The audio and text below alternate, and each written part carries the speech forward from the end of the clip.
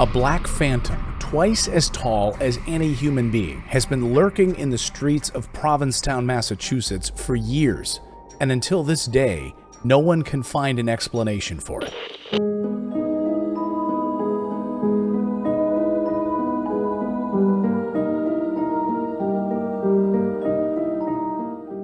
Welcome to the Paranormal Post. I'm Clayton Morris. If you love true stories of the unexplained, then go ahead and smash that like button and subscribe to the channel.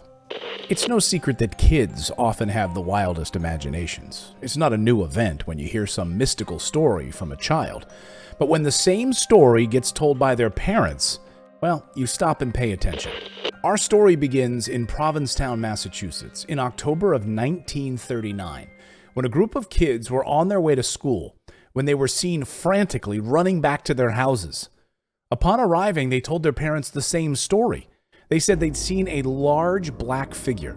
They said it appeared from nowhere and disappeared suddenly. But of course, it was October, and Halloween was just around the corner, signaling unspoken rules to begin the spooky fun.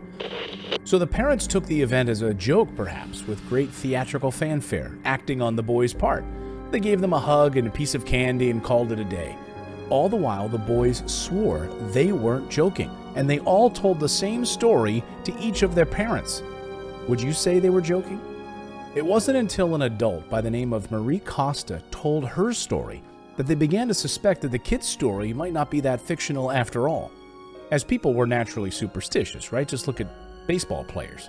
Well, people always have the habit of clearing the streets in October every year because it was known that evil spirits like to claim the streets at night. So they would clean the streets, clear the streets.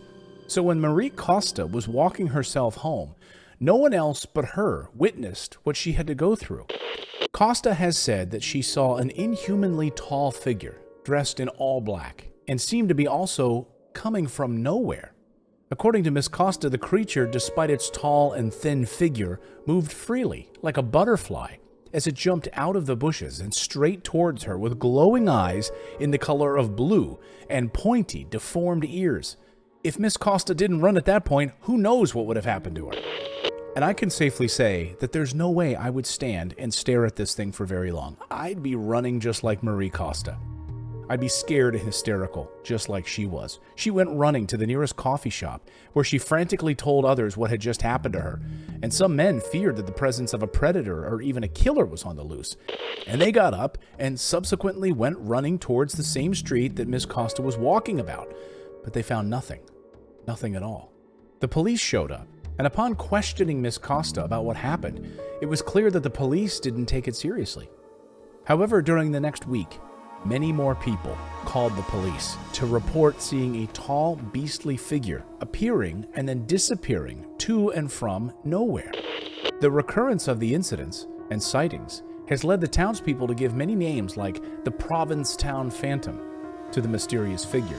And sometimes it would be nicknames like the Devil of the Dunes. But it was widely known as the Black Flash for the color in which it appears and its surprising speed while running away before anyone can make up what its facial features really look like. After that, the reports multiplied, so much so that the police had no choice but to investigate.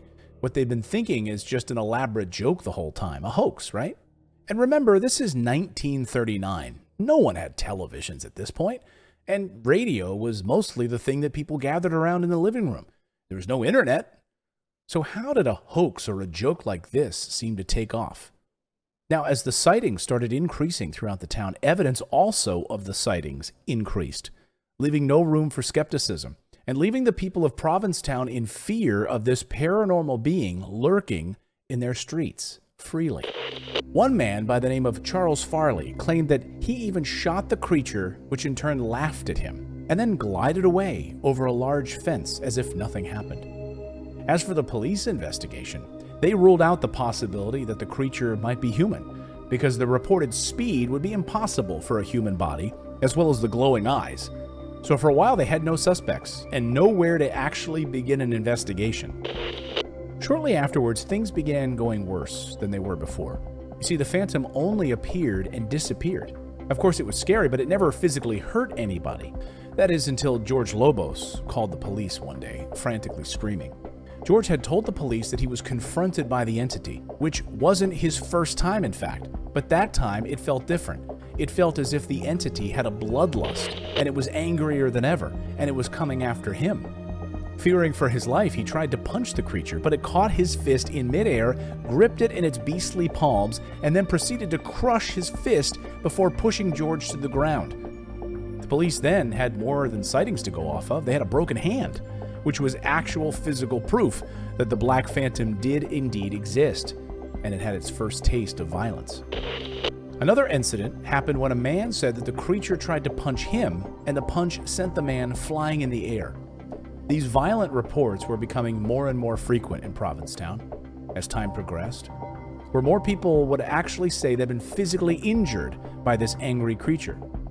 You would think that the incident and the commotion would end just as fast as it had started, or at least it would have just been some October superstition, and as soon as November rolled around, everyone would be moved on to Christmas, but in fact, no.